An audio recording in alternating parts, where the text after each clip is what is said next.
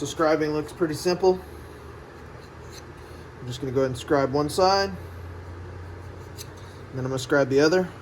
You can see there, I'm on either side of the center. That's where I want to be. I want to end up around 25 to 30 thousandths. And then I'm going to go ahead and grind this, or scribe the side for the grind lines, just like that. So we've got our blade here, scribed on the side, scribed down the middle. I like to leave about 25 thousandths in the center. We're going to take it from this to this. Rough hollow grind.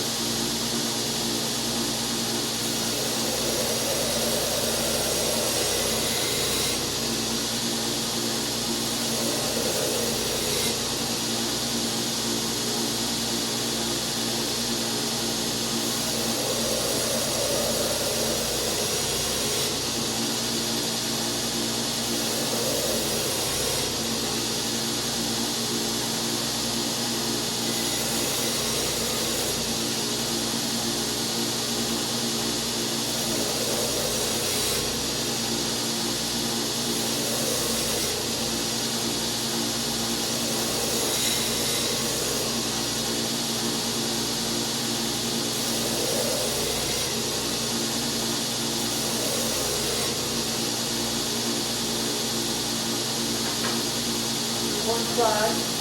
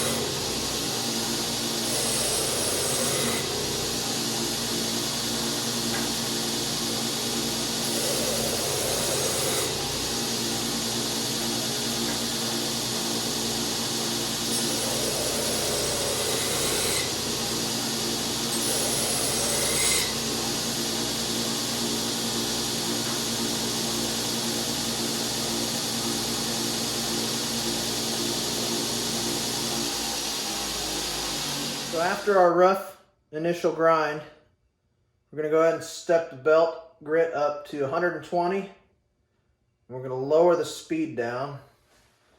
We're going to clean this grind up.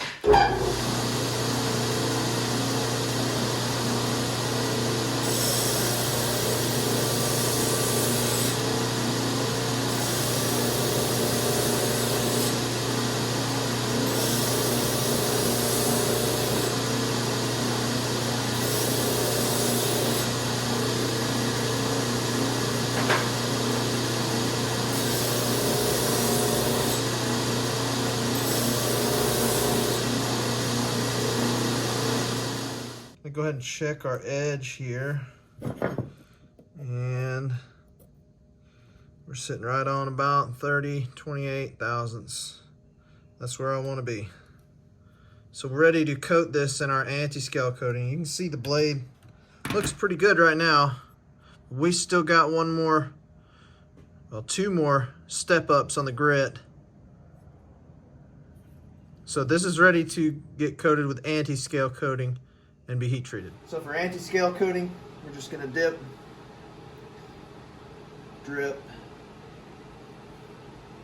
knock a little bit off.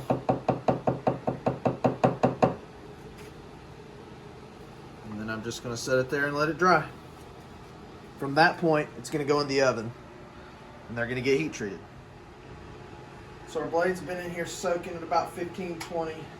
It's been about 6 minutes now. We're going to go ahead and quench them. Our oil is in this container. I've been heating it up. It is about 120 degrees Fahrenheit. We're ready to quench. Grab a blade here. We're going to send her into the oil. And I'm watching for bubbles and heat swirls to stop.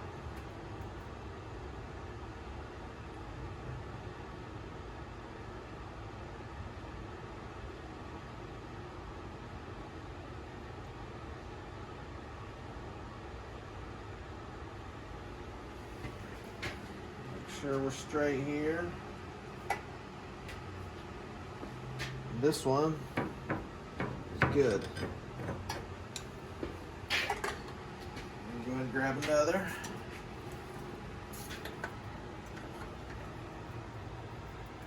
Looks like I dripped a little oil on my hot pan down there.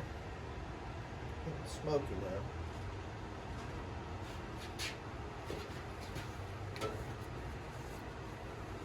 Clean our hot plate off here.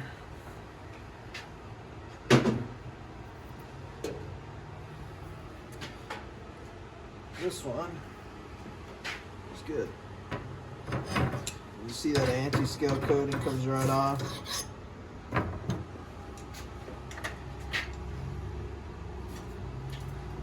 more.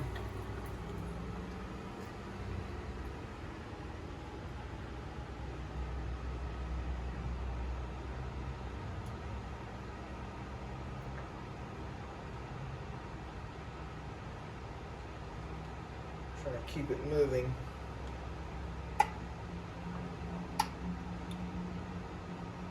What I'm doing by keeping it moving is very quickly moving past the Leidenfrost effect. If you don't know what that is, look it up. It applies to heat treating here. Take a look in the oven here. Just 3 more to go here.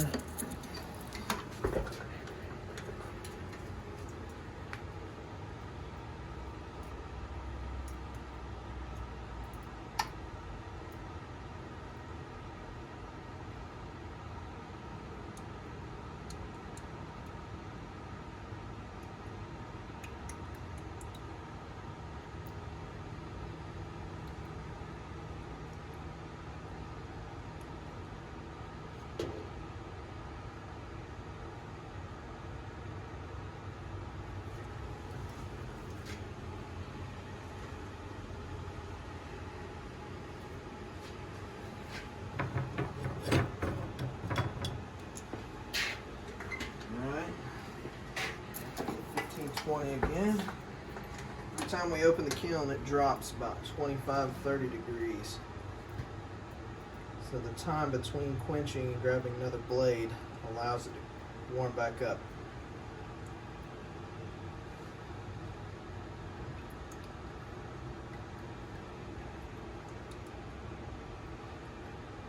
Some of these blades will still have a little bit of anti-scale coating left on them.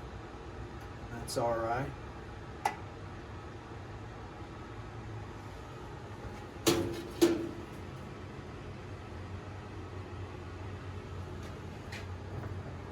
As you can see, it comes right off. When you look at the hamon here, you can see that they're all the same. That tells me we're doing it right. And they're all consistent. I start seeing deviations in the hamon pattern. I know my oil is either too hot or too cold. We're not consistently treating blades.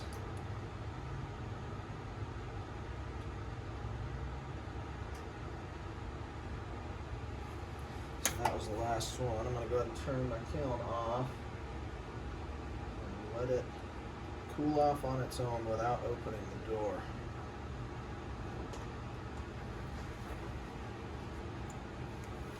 This is the last one here. Nice and straight. Good and even. They all look the same. At this point, I'm going to go ahead and take my little portable fan here, turn it on low. I want them to cool. Not too fast, but not too slow.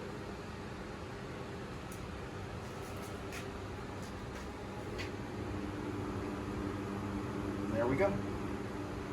They are quenched and ready to go into heat cycle for tempering.